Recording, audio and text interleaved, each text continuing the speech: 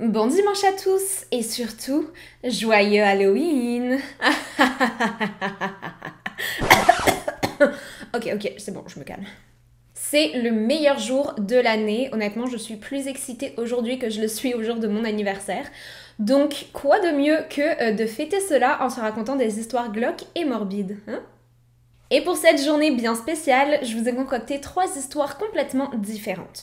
L'une d'entre elles va traiter d'un sujet de paranormal. Je sais que beaucoup d'entre vous m'avaient demandé d'aller un petit peu dans ce domaine-là, donc je suis très contente de le faire sur cette première histoire. Et il y aura aussi une histoire très violente. Il va y avoir beaucoup de violence, ça va être assez intense, je vous prépare psychologiquement. Et il va y avoir aussi une histoire de tueurs en série comme on les aime. Mais avant de commencer, j'ai aujourd'hui un sponsor dont j'ai très hâte de vous parler. Alors pour ceux d'entre vous qui se demandent d'où me viennent ces très jolies petites boucles d'oreilles, comme vous pouvez les voir, je vais faire un petit zoom là-dessus. Elles me viennent donc de Atelier Saturne, qui est une compagnie éco-responsable qui a été lancée en 2020 à Montréal par une jeune fille nommée Cindy qui est française, tout comme moi, française qui vit à Montréal. Tous ces bijoux sont donc complètement recyclés, elle fait du nouveau avec du vieux. Elle passe vraiment ses journées à aller dans les petites friperies, à aller chiner, à aller dans des ressourceries ou sur des sites de seconde main pour récupérer des breloques ou des pierres qu'elle retravaille ensuite pour installer sur des petits fermoirs qui, eux, par contre, sont complètement neufs, par mesure d'hygiène bien évidemment. Mais honnêtement, elle a une large sélection de bijoux qui sont absolument incroyables, des styles qu'on ne trouve nulle part ailleurs. Moi, j'adore tout ce qu'elle fait, je la supporte à 200%. Sincèrement, je vous recommande d'aller regarder un petit peu ce qu'elle fait parce que ça en vaut énormément la peine. Et ce qui est encore mieux, c'est que peu importe que vous soyez au Canada ou en Europe, vous allez pouvoir commander les bijoux d'Atelier Saturne directement chez vous car elle a un site internet pour le Canada ainsi qu'une page Etsy pour ses produits en France. Et en plus de ça, on vous offre actuellement un 10% de rabais sur la totalité du site avec le code MEGANMORGAN10, donc MEGANMORGAN 10. Et croyez-moi, ça en vaut vraiment la peine, surtout au moment d'Halloween, car elle vient de sortir une collection absolument incroyable. Donc n'oubliez pas d'aller voir ça, c'est Atelier Saturne, code MEGANMORGAN10 pour 10% de rabais sur le site au complet. Comme toujours, si vous avez un petit cœur sensible, peut-être vous abstenir de regarder cette vidéo. Mais par contre, si vous avez l'estomac bien accroché, installez-vous confortablement car on va commencer.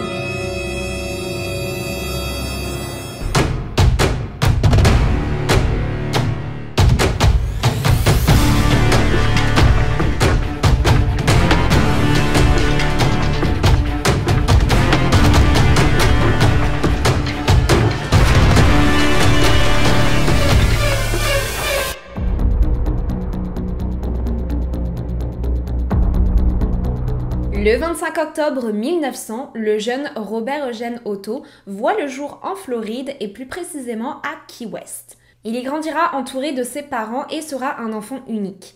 Il faut savoir que ses parents étaient 2 personnes assez importantes dans la société. Je n'ai pas les détails exacts de ce qu'ils faisaient, mais je sais en tout cas qu'ils voyageaient énormément, qu'ils étaient donc très peu présents à la maison lorsqu'Otto était jeune. En 1904, Robert, qui se fait d'ailleurs plus communément appeler Eugène, Eugène étant son 2e prénom, donc on va l'appeler Eugène à partir de là dans la vidéo. Ça va nous aider beaucoup aussi parce que sinon ça va être un petit peu mélangeant, vous comprendrez pourquoi après.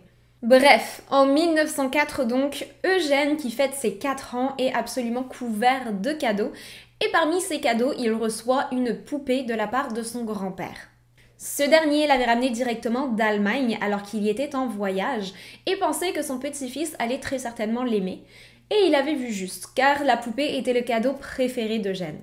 Cette dernière n'était pas une poupée ordinaire. On voyait très bien qu'elle avait été fabriquée à la main et son visage était quelque peu étrange. Il comportait énormément de trous, sa bouche et son nez d'ailleurs étaient eux-mêmes de simples trous et ses yeux étaient de petites billes noires et brillantes. La poupée mesure environ 1 mètre et le fait qu'elle soit si grande laisse à penser qu'elle aurait été façonnée pour ressembler à un enfant de l'âge d'Eugène. Eugène et sa poupée deviennent très vite complètement inséparables. Il la nommera d'ailleurs d'après lui en l'appelant Robert. Au début, les proches d'Eugène trouvaient sa relation avec Robert la poupée plutôt attendrissante. Il la traitait comme une personne réelle et avait de très longues conversations avec elle. Voir qu'un enfant pouvait aimer autant sa poupée au point de l'emmener partout avec lui ou de parler d'elle comme s'il s'agissait d'une vraie personne les faisait bien rire. Mais très rapidement, ils se rendirent compte que cette relation était très étrange, voire même malsaine. Des objets commençaient à disparaître de plus en plus régulièrement dans la maison, et lorsque les parents voyaient un dégât et blâmaient leur fils pour cela, ce dernier jurait n'avoir rien fait et pointait le doigt en direction de Robert en disant « c'est Robert le responsable ». Des milliers d'enfants font la même chose, de faire des bêtises et de blâmer leurs jouets ou leurs chiens pour cela. Il n'y a rien d'alarmant là-dedans pour l'instant. Sauf que certains des dégâts se trouvaient être complètement hors de portée du petit Eugène. Il était donc impossible qu'il soit le responsable. Les parents n'avaient donc aucune idée de ce qu'il était en train de se passer sous leur toit. Un soir, alors que la petite famille dormait paisiblement, des coups retentirent dans les murs de la chambre d'Eugène. Sa mère sortit du lit complètement paniquée et courut en direction de la chambre de son fils, s'attendant à très certainement le retrouver debout en train de jouer. Sauf qu'à sa grande surprise, lorsqu'elle ouvrit la porte, Eugène se trouvait recroquevillé derrière l'un de ses meubles, complètement paniqué. Lorsqu'il vit sa mère, il lui supplia de demander à Robert la poupée d'arrêter de taper dans le mur, car cela l'empêchait de dormir et lui faisait peur. Cependant, cette dernière demanda simplement à son fils d'arrêter ses bêtises et de retourner se coucher. Ça ne sera que quelques jours plus tard qu'un événement similaire aura lieu. Le scénario est le même. C'est un soir et tout le monde dort. C'est alors que des hurlements se font entendre depuis la chambre d'Eugène, accompagnés de bruits de fracas et de meubles étant déplacés. Lorsque les parents ouvrirent la porte de la chambre de leur fils, ce dernier se trouvait de nouveau recroquevillé sur le sol et tremblant de peur. La chambre avait été complètement saccagée. Les vêtements de la penderie étaient étalés partout sur le sol, les cadres avaient été cassés, les lampes aussi. Seul Robert la poupée se trouvait très calmement assise sur le bord du lit de leur fils. Ce qui d'ailleurs est très étrange, je tiens à le préciser, parce que ce n'est pas une poupée qui était faite en dur, donc à moins que quelque chose ne la tienne au niveau du dos, la poupée tombait en arrière. Elle ne pouvait pas rester en position assise par elle-même, il fallait qu'il y ait quelque chose au niveau du dos qui la tienne. Cependant, à ce moment-là, la poupée se trouvait en position assise, rien ne la tenait au niveau du dos. Les parents avaient été certes très apeurés par la situation, mais étaient surtout des gens extrêmement rationnels. Ils passèrent donc très vite à autre chose et n'abordèrent plus jamais le sujet de cet événement. Cependant, après cela, on peut dire que la relation entre Eugène et sa poupée devint encore plus étrange qu'elle ne l'était. Eugène était déjà complètement fasciné par sa poupée, qu'il nommait d'ailleurs son meilleur ami, mais son obsession ne fit que grandir. La tenue que le petit Eugène portait le plus souvent se trouvait être une tenue de marin, blanche et bleue, avec un petit chapeau de marin blanc. Il décida donc que Robert se devait d'être habillé comme lui et habilla la poupée à son image. Eugène avait pour habitude d'avoir de très longues discussions avec Robert, mais bien évidemment, quand on parle de discussion, il s'agissait plutôt de monologues. Il lui parlait et personne ne répondait en retour, du moins jusqu'à ce moment-là. Désormais, lorsque Eugène jouait avec sa poupée dans sa chambre et lui posait des questions, les parents derrière la porte étaient capables d'entendre une voix répondre à ces questions. La chambre était pourtant complètement vide. Seul Eugène et sa poupée s'y trouvaient, et il était impossible pour Eugène d'être celui qui imitait cette voix, car elle était bien trop grave à atteindre pour un enfant de son âge. Mais il n'y avait pas que Eugène et sa famille qui étaient les témoins de ces phénomènes étranges, car les voisins et enfants du quartier se rendirent très vite compte que quelque chose clochait avec cette poupée. De nombreux enfants expliquèrent à leurs parents être complètement traumatisés par Robert la poupée, qui s'amusait à apparaître et disparaître à la fenêtre de la chambre d'Eugène pendant que le garçon se trouvait à l'école. Certains affirment même avoir vu Robert se déplacer d'une fenêtre à l'autre. Mais malgré ça, la relation entre Eugène et sa poupée était toujours aussi fusionnelle. Il finit bien évidemment par grandir, et durant son adolescence, il entama des études d'art pour lesquelles il se vit obligé de quitter sa ville natale pour aller s'installer à New York. Il voyagea très régulièrement, et notamment à Paris, où il rencontra une jeune femme qui devint très rapidement sa femme et qui l'invita à venir s'installer avec lui à New York. Dans leur maison se trouvaient de nombreuses affaires appartenant à Eugène depuis son enfance, et notamment son meilleur ami Robert, qui se trouvait accompagné d'autres jouets dans le grenier de la maison. Et autant vous dire que sa femme n'appréciait pas beaucoup Robert. Au contraire, elle en était même complètement terrifiée. Elle insista même sur le fait que Robert devait rester en tout temps dans le grenier et que ce dernier devait être fermé à l'aide d'un cadenas. Ce que Eugène accepta. Il enferma donc Robert dans le grenier, s'assurant à chaque fois de bien refermer le verrou derrière lui. Malgré cela, à de très nombreuses reprises, le couple rentrait du travail le soir et avait la mauvaise surprise de tomber nez à nez avec Robert, assis très calmement dans le canapé du salon ou sur le lit du couple. Un de leurs voisins leur confia être totalement traumatisé par cette poupée qu'ils voyaient sans arrêt apparaître et disparaître à la fenêtre de leur chambre alors que Eugène et sa femme étaient absents. Les amis et la famille du couple finirent même par refuser de se rendre chez Eugène tant ils avaient peur de Robert et des phénomènes paranormaux qui s'étaient passés à chaque fois qu'ils y avaient mis les pieds. C'était souvent des objets qui bougeaient tout seuls, des verres qui se brisaient sans la moindre raison, ou des bruits de pas qui se faisaient entendre au niveau du grenier, et à un moment ou un autre, il y avait toujours Robert qui finissait par apparaître dans la chambre des visiteurs. Eugène et sa femme finirent donc par vivre reclus et ne plus avoir aucune visite chez eux. En juin 1974, Eugène finit malheureusement par perdre la vie à l'âge de 73 ans, et à sa mort, c'est Myrtille Rother, une retraitée qui acheta la poupée, qui d'après elle avait un charme unique, mais finit par s'en séparer 20 ans plus tard, ne supportant plus de retrouver Robert dans une pièce différente à chaque fois de l'endroit où elle l'avait laissé, et apparemment il causait bien trop de dégâts chez elle. Elle offrit alors la poupée au musée de Fort East Martello qui se trouve à Key West, et depuis ce jour, le musée se trouve le lieu de résidence de Robert. Au début, Robert se trouvait tout simplement installé sur un socle au milieu des objets de collection sans la moindre protection. Mais les personnes travaillant au musée se sont très vite rendues compte que la poupée ne cessait de disparaître de son socle et était retrouvée à plusieurs mètres de là. En plus de cela, des voix et rires d'enfants se faisaient très souvent entendre dans la pièce où se trouvait Robert. Ils se virent donc dans l'obligation de l'installer dans une pièce lui étant totalement dédiée, dans une vitrine en verre dont la porte était constamment fermée à l'aide d'un cadenas pour s'assurer que Robert ne ferait plus de petites escapades nocturnes. Il est d'ailleurs aujourd'hui encore exposé au même endroit et depuis sa prison de glace reçoit la visite de dizaines de personnes chaque jour venues tout spécialement pour lui rendre visite.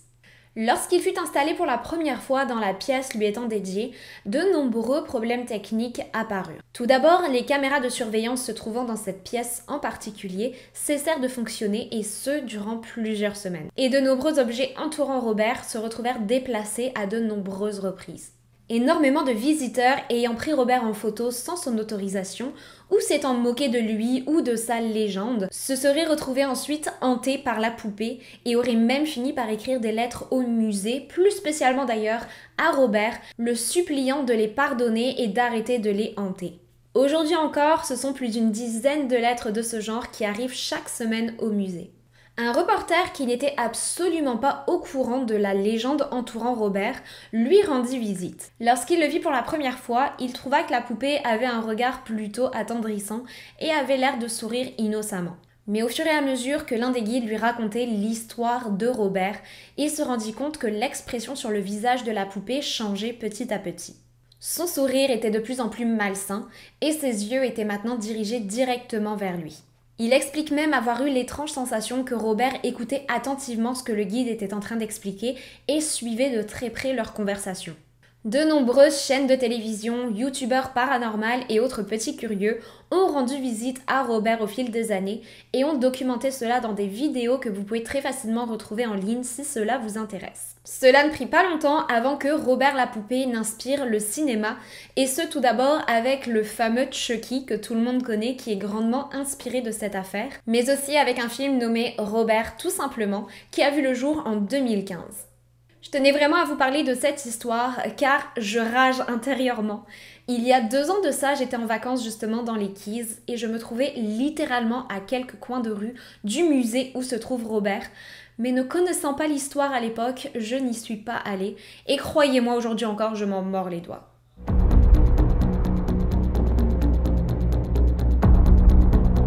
Dans les années 90, l'Australie est un pays très fréquenté par les voyageurs en recherche d'aventure. La plupart d'entre eux se trouvaient être de jeunes personnes venues pour traverser le pays en backpack, ce qui signifie qu'ils avaient pour seul bagage un sac à dos contenant le strict minimum pour survivre et se débrouiller en route pour trouver de quoi manger et un endroit où dormir. En 1992, Joanne Walters est justement une voyageuse ayant pour but de traverser l'Australie en faisant du stop. Elle réside alors dans une auberge de jeunesse de Sydney où elle fait la rencontre de Caroline Clark, une jeune fille de son âge, elle aussi touriste et ayant l'envie d'en découvrir plus sur le pays. Toutes les deux décident alors de partir ensemble en direction du sud de l'Australie. Elles se rendent alors sur une autoroute très fréquentée et commencent à faire du stop. Très rapidement, une voiture s'arrête à leur niveau et les deux filles embarquent à l'intérieur. Ce sera malheureusement la dernière fois qu'elles seront vues en vie. Quelques mois plus tard, un groupe de personnes en pleine course d'orientation dans la forêt de l'état de Belanglo fait la macabre découverte de 2 corps en décomposition dans les bois. La police arriva sur les lieux et déclara immédiatement qu'il s'agissait bien là de Caroline et Joanne. Joanne avait été poignardée 14 fois à l'aide d'un couteau de chasse, tandis que Caroline s'était fait tuer de 10 balles en pleine tête. Ce crime atroce laisse les officiers de police très inquiets, car un meurtre commis avec autant de violence laisse à penser que le tueur avait fait cela par plaisir et qu'il se pouvait très bien que ceci se reproduise à nouveau.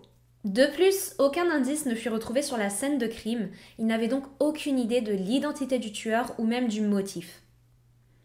Les mois passèrent et l'inquiétude commença à s'estomper, du moins jusqu'en octobre 1993, lorsqu'un homme se promenant dans les mêmes bois fit l'horrible découverte d'un tas d'os retrouvé à côté des restes d'un feu de camp et un peu plus loin trouva un crâne humain. La police se rend sur les lieux et découvre très rapidement 2 corps qui seront identifiés comme étant Deborah Everist et son petit ami James Gibson, un couple ayant quitté plusieurs semaines auparavant leur pays natal pour voyager à travers l'Australie en autostop. Le sac à dos et l'appareil photo de James avaient été retrouvés sur une route à plus de 100 km de là où son corps se trouvait, ce qui intrigua énormément les officiers.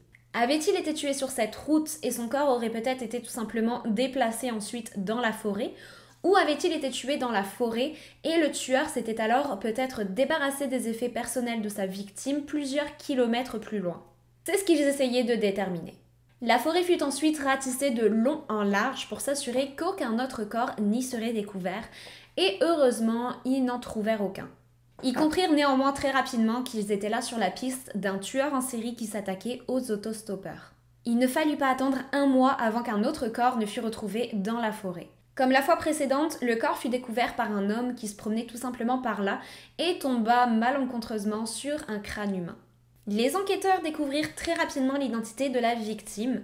Il s'agissait de Simone Schmild, une autostoppeuse allemande qui avait été portée disparue plusieurs mois auparavant. Elle avait été tuée de plusieurs coups de couteau de chasse, exactement le même modèle que celui utilisé sur les précédentes victimes. Des vêtements furent retrouvés à côté du corps, mais ces derniers n'appartenaient pas à la victime, mais à une jeune femme nommée Anja Abshid, une autre autostoppeuse qui avait été portée disparue quelques semaines auparavant. Et c'est 2 jours plus tard, alors que les recherches continuaient dans la forêt, que les corps d'Anja et de son petit ami furent retrouvés à environ 50 mètres de celui de Simone. Leurs corps avaient été enterrés dans des tombes très peu profondes et portaient des traces de coups de couteau de chasse ainsi que des balles en pleine tête. Anja avait même été complètement décapitée. À ce moment-là, il s'agit du 7e cadavre retrouvé dans la même forêt en l'espace de seulement quelques mois. Autant vous dire qu'à ce moment-là, la ville entière vivait dans la peur la plus totale. Les policiers demandaient aux voyageurs de limiter leur trajet en autostop le plus possible et la pression qui était mise sur leur dos pour retrouver le tueur était très intense. Une chasse à l'homme fut alors lancée et ce sera près d'une centaine de professionnels qui sillonnèrent la forêt de fond en comble à la recherche du moindre petit indice leur permettant de découvrir l'identité du tueur. Il n'y avait aucun doute possible pour eux. Toutes les victimes avaient été tuées par la même personne. Le mode opératoire était le même, les armes étaient les mêmes et à chaque fois un campement avait été retrouvé très proche des corps. Ce sont des dizaines de personnes qui appelaient chaque jour le poste de police de la ville pour essayer d'apporter leur témoignage et leur aide dans l'affaire, mais il fallut attendre le 13 novembre pour qu'un appel soit enfin décisif et donne un vrai tournant à l'affaire. Paul Onions, un Anglais ayant voyagé 3 années auparavant à travers l'Australie en autostop, était à l'époque monté en voiture avec un homme qui se faisait appeler Bill. Bill avait environ une 50aine d'années et aurait conduit Paul depuis Sydney jusqu'au sud de la ville, mais à l'entrée d'une forêt, il se serait arrêté et aurait braqué une arme sur l'homme. Paul, par je ne sais quel miracle, fut capable de s'enfuir des griffes de Bill et dans sa course, il tomba sur Joanne Berry, une automobiliste qui passait par là. Paul lui raconta alors ce qui venait de lui arriver et Johanny signala l'attaque à la police locale, n'oubliant pas de partager la description physique de l'homme que Paul venait de lui donner. Quelques jours plus tard, une femme contacta la police après avoir entendu parler de cette histoire et affirma que la description de l'homme qui avait été donnée ressemblait très fortement à celle d'un des collègues de travail de son époux.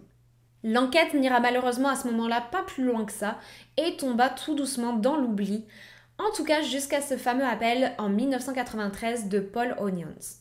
Les officiers fouillèrent alors à travers tout leur dossier et par chance retrouvèrent la déposition qui avait été faite par Joanne à l'époque, ainsi que celle faite par la femme qui pensait avoir reconnu l'homme, et par miracle, le nom de l'homme qu'elle soupçonnait était inscrit au dossier. Il s'agissait de Ivan Mila, un homme d'une cinquantaine d'années vivant à Sydney. La police se renseigne alors sur l'homme et voit très rapidement que son casier judiciaire est tout sauf vierge. Il avait purgé une peine de prison en 1971 suite à l'enlèvement de 2 femmes et au viol de l'une d'entre elles, mais les poursuites avaient ensuite été abandonnées. Il aurait apparemment aussi fait partie d'un gang, mais ce qui leur sauta très rapidement aux yeux est le fait que Ivan avait vendu sa voiture exactement le jour où les premiers corps avaient été retrouvés dans la forêt de Belanglo. Et comme si cela ne suffisait pas, il était apparemment un très grand fanatique de couteaux de chasse et d'armes à feu et les collectionnait. Paul Onions fut alors ramené directement depuis l'Angleterre jusqu'en Australie pour pouvoir identifier l'homme l'ayant attaqué des années auparavant et il ne lui prit pas 5 secondes avant de pointer directement son doigt en direction de la photo de Ivan. Ivan Mila fut immédiatement arrêté et lors de la fouille de son domicile, les armes ayant servi pour les crimes furent découvertes, ainsi que des vêtements, accessoires et appareils photo appartenant aux victimes. En mars 1996, son procès commença et dura un total de 15 semaines. Malgré de nombreuses tentatives de la part de la défense pour essayer de prouver l'innocence d'Ivan et de porter la faute sur quelqu'un d'autre, Ivan fut reconnu coupable de meurtre, de séquestration et de vol le 27 juillet 1996 et il reçut 3 peines de prison de 6 ans chacune.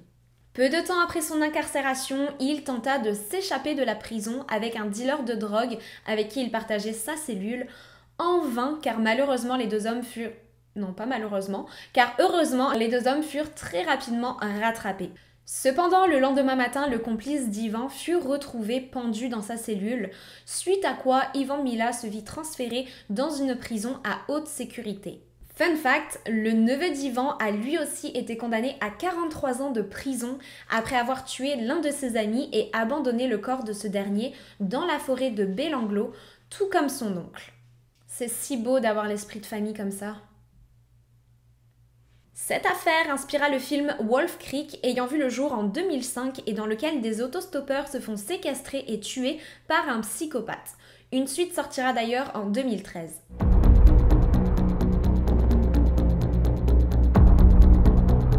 L'histoire qui va suivre m'a été énormément demandée, il est donc fort probable que vous la connaissiez déjà. Mais si ça n'est pas encore le cas, je tiens juste à vous préciser que cette affaire contient des détails qui peuvent être très traumatisants. On va parler de torture très intense, de séquestration et j'en passe. Donc si c'est des choses qui peuvent vous perturber, je vous recommande peut-être d'arrêter la vidéo ici. Je vais aussi ajouter que cette histoire contient tellement de détails et de choses que je pourrais en faire littéralement une vidéo de 50 minutes. Mais j'ai décidé d'en parler dans ma mini-série de 3 vidéos. Donc forcément, je vais essayer de réduire ça un petit peu et peut-être d'éviter et de mettre de côté certains détails qui ne sont pas si importants pour pouvoir suivre l'histoire et la comprendre. Maintenant que tout ça est dit, on commence. Le 3 janvier 1949 naît la petite Sylvia Marie Likens dans l'état de l'Indiana aux États-Unis. Elle est la 3e de 5 enfants et ses parents sont carnavaliers. Je sais même pas si c'est un terme, mais bref, pour vous donner une idée, ils travaillent dans les carnavals et ils tiennent des stands de soda, de bonbons et de jeux en tout genre. En grandissant, elle devient une très belle jeune fille avec de longs cheveux bruns qui lui tombent sur les épaules. Elle est pleine de joie de vivre et vraiment très aimée par son voisinage. Elle était cependant assez mal dans sa peau, due à une dent de devant qu'elle avait perdue des années auparavant suite à une bagarre avec l'un de ses frères, et à cause de cela, elle ne souriait presque jamais. À l'adolescence, elle réalise de petits jobs tels que du babysitting, elle tondait la pelouse des voisins ou repassait leurs vêtements pour essayer de gagner un petit peu d'argent. Et en 1965, alors qu'elle est âgée de 16 ans, elle assiste malheureusement à l'arrestation de sa mère qui se fait arrêter pour vol. Le père de Sylvia est alors désemparé et ne se sent pas capable d'élever seul ses enfants. Durant l'absence de sa femme, il décide donc d'envoyer Sylvia ainsi que sa plus jeune sœur Jenny vivre chez Gertrude Baniszewski. On va juste l'appeler Gertrude. Elle se trouve être la mère de 2 jeunes filles de l'âge de Sylvia et de Jenny, et les 4 filles allaient justement dans la même école, donc elles se connaissaient très bien. Gertrude se montra extrêmement compréhensive auprès du père de famille et lui assura qu'elle prendrait grand soin de ses enfants et qu'elle les traiterait comme ses propres enfants. Une fois la mère de famille sortie de prison, le couple décide de voyager avec le carnaval et demande à Gertrude s'il lui serait possible de continuer de s'occuper de leur fille en échange d'un dédommagement de 20 $ par semaine. Tout se passait plutôt bien chez Gertrude, les filles s'entendaient extrêmement bien et Jenny et Sylvia participaient très régulièrement aux tâches ménagères et aidaient la mère de famille. Cependant, après 2 semaines seulement, l'arrangement de 20 $ par semaine commençait tout doucement à arriver en retard ou à tout simplement pas arriver du tout, ce qui déplut énormément à Gertrude. Elle décida alors de prendre sa revanche sur les filles Likens en les battant avec une batte de baseball et en leur hurlant dessus que ceci était leur punition pour l'argent qu'elle n'avait pas reçu. Très rapidement, les tortures commencèrent à empirer et Gertrude prit d'ailleurs pour cible la petite Sylvia car elle était apparemment très jalouse de son apparence physique et de son intelligence. Au bout de quelques semaines, elle décida que les tortures ne suffisaient plus et que Sylvia ne devait même plus avoir le droit de manger. Du moins, rien d'autre que des restes de nourriture ayant été jetés directement dans la poubelle ou de la nourriture périmée.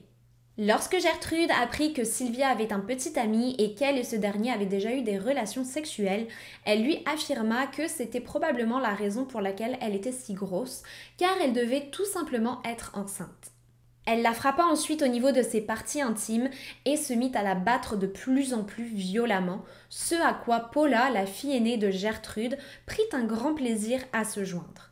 Cette dernière était en surpoids et extrêmement mal dans sa peau, et de savoir que Sylvia avait un petit ami et pas elle la rendit complètement folle de rage. Pour vous donner une idée des atrocités commises par Paula sur Sylvia, elle lui avait un jour enfourné un hot-dog dans la bouche d'une telle violence que Sylvia l'avait immédiatement vomi, suite à quoi elle se vit forcée de ravaler son vomi. Paula aurait aussi un jour frappé Sylvia d'une telle force sur le visage qu'elle se serait cassé le poignet et à son retour de l'hôpital, après s'être fait poser un plâtre, aurait continué de s'acharner de plus en plus sur la pauvre Sylvia. Sylvia, n'en pouvant plus de cet acharnement sur elle, décida de lancer une rumeur sur les filles de Gertrude au lycée pour se venger. Elle attesta donc que les filles se prostituaient chaque soir et croyez-moi, une fois que Stéphanie, l'une d'entre elles, entendit la rumeur à son encontre, elle partit dans une rage folle et frappa de toute violence Sylvia avant d'envoyer son petit ami pour terminer le travail. Ce dernier l'attrapa par les cheveux et lui frappa la tête dans un mur à plusieurs reprises jusqu'à ce qu'elle se mette à saigner. Une fois rentrée à la maison, c'est Gertrude qui eut vent de la rumeur lancée par Sylvia à l'encontre de ses filles et cette dernière les vengea en attaquant Sylvia à l'aide d'une batte de baseball. Après cela, Gertrude commença à accuser Sylvia d'être la personne qui se prostituait dans la maison et la battait régulièrement à cause de cela. Vous vous demandez très certainement ce qu'il en était de sa sœur Jenny. Eh bien sachez que cette dernière était miraculeusement épargnée par les tortures, mais était complètement traumatisée d'assister chaque jour à autant de violence sur sa propre sœur. Elle restait le plus souvent silencieuse dans un coin et évitait le plus possible de regarder lorsque Sylvia se faisait battre. Cependant, Gertrude remarqua très rapidement cette faiblesse chez Jenny et décida de la forcer à battre Sylvia avec le reste de la famille, sans quoi elle subirait le même sort que sa sœur aînée. La pauvre enfant n'eut malheureusement aucun autre choix que de participer, mais elle fondait en larmes à chaque fois qu'elle avait à infliger la moindre douleur à sa sœur. Sylvia à ce moment-là avait un nombre infini de bleus sur le corps, des coupures absolument partout et des os brisés. L'état pitoyable de l'adolescente commençait à se voir de plus en plus, notamment par ses camarades de classe. Gertrude décida donc de la déscolariser. Et si vous pensiez que les tortures étaient déjà très intenses à ce moment-là, vous n'êtes pas prêt pour ce qui va arriver.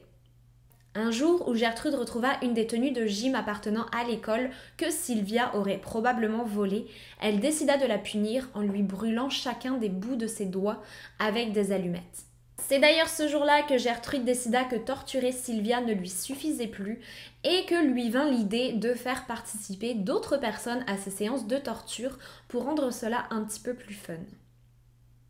Elle décide alors d'inviter les petits amis de ses filles ainsi que des voisins et des enfants du quartier à se joindre aux séances de torture. Ils y allaient à base de brûlures de cigarettes sur son corps, de coupures au niveau de ses parties génitales, ils lui arrachaient les cheveux un à un et j'en passe.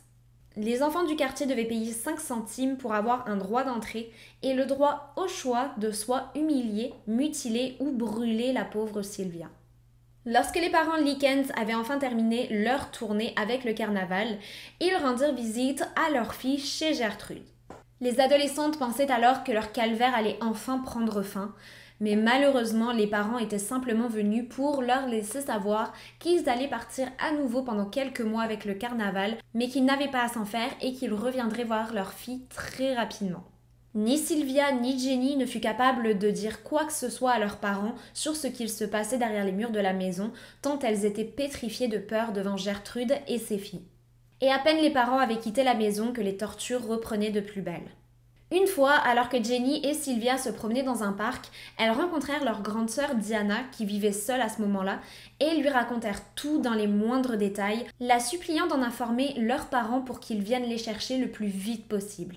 Ce à quoi Diana leur répondit qu'elles exagéraient très certainement et qu'elles devaient être patientes d'ici le retour de leurs parents. La seule et unique fois où quelqu'un de l'extérieur essaya de venir en aide à Sylvia fut lorsqu'un des parents d'élèves se rendit compte des bleus se trouvant sur le corps de la jeune fille et contacta le directeur de l'école pour lui laisser savoir cela. Une infirmière de l'école se rendit alors au domicile de Gertrude et la questionna sur l'état de santé de Sylvia. Ce à quoi Gertrude répondit tout simplement qu'elle n'avait pas la moindre idée de l'endroit où se trouvait Sylvia, car elle avait fugué il y a déjà plusieurs semaines de cela du domicile, et que ses blessures sur son corps étaient très probablement dues à son hygiène douteuse et au fait qu'elle était devenue une délinquante. Ça me rend dingue ce genre de situation. C'est un petit peu comme dans les films, vous savez, quand il y a un personnage qui est dangereux et qu'une seule personne le voit mais que personne autour d'elle ne veut la croire. Un peu comme dans Esther. Je sais pas si vous avez vu le film Esther, mais c'est exactement ça. La gamine qui tue tout le monde autour d'elle, la mère elle le sait, elle le voit, elle sait que la fille est maléfique, mais personne ne veut la croire. Ça me fait bouillir de l'intérieur. Bref, je m'éloigne du sujet, mais j'avais besoin d'extérioriser tout ça, cette histoire est vraiment trop intense.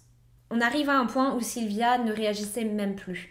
Elle était devenue un véritable zombie, voyant chaque jour défiler de nouvelles personnes venues tout spécialement pour lui infliger les pires tortures possibles.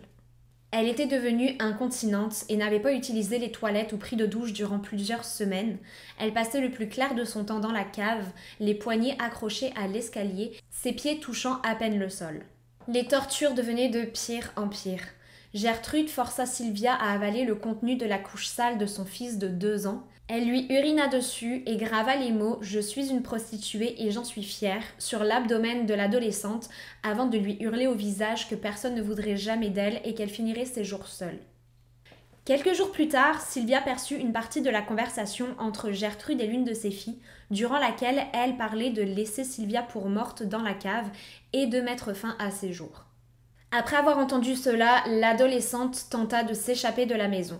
Elle fut capable de se détacher les poignets et de monter les escaliers de la cave pour se rendre jusqu'au salon, mais malheureusement, dû au nombre incalculable de blessures qu'elle avait sur le corps et dû à sa malnutrition, elle se déplaçait très lentement et Gertrude fut capable de la rattraper très rapidement et de l'attacher de nouveau à l'escalier de la cave. Et bien sûr avant cela, elle lui infligea de nombreuses heures de torture. C'est le lendemain matin, le 26 octobre 1965, que Sylvia perdit malheureusement la vie des suites de ses blessures.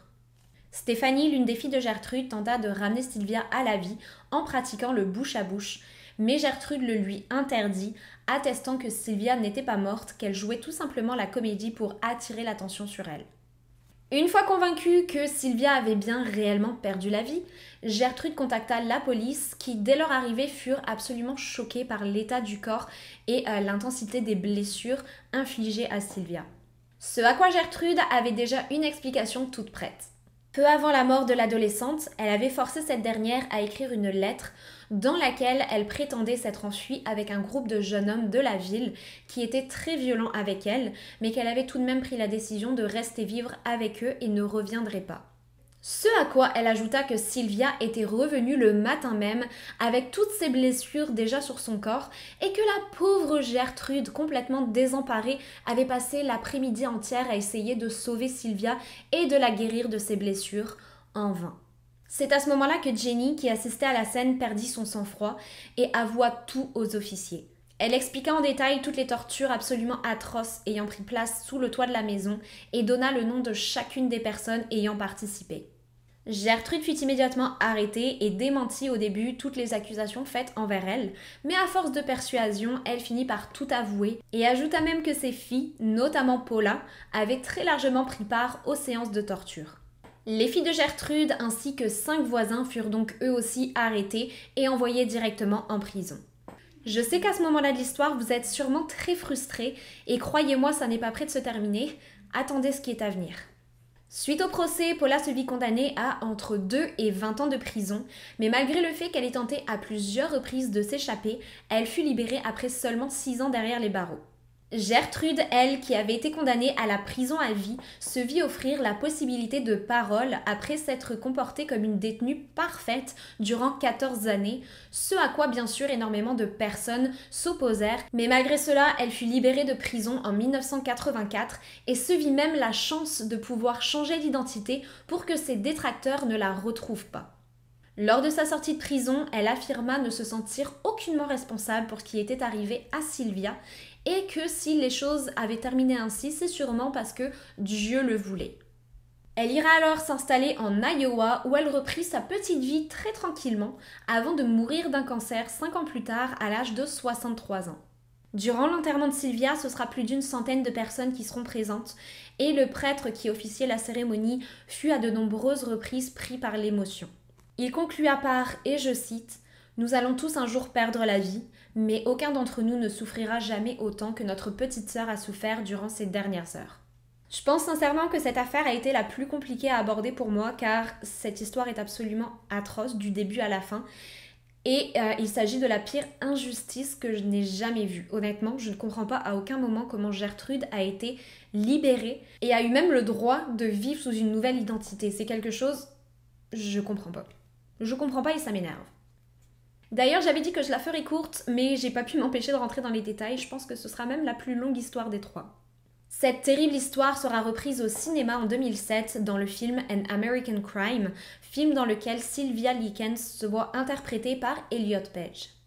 Voilà qui conclut notre dernière vidéo spéciale Halloween. Bouh, je sais. Je suis vraiment heureuse de voir que ce format de vidéo vous a plu. Moi aussi, j'ai pris un grand plaisir à le faire. Donc, il se peut que ce format revienne très prochainement. On verra. Si ça n'a pas encore été fait, n'oubliez pas de vous abonner à ma chaîne et d'activer la petite alarme pour être informé de mes futures publications. Et n'oubliez pas d'aller jeter un œil au site de Atelier Saturne dont le lien se trouve en description. Sur ce, je vous dis à très bientôt pour d'autres histoires toutes plus glauques les unes que les autres. Bye!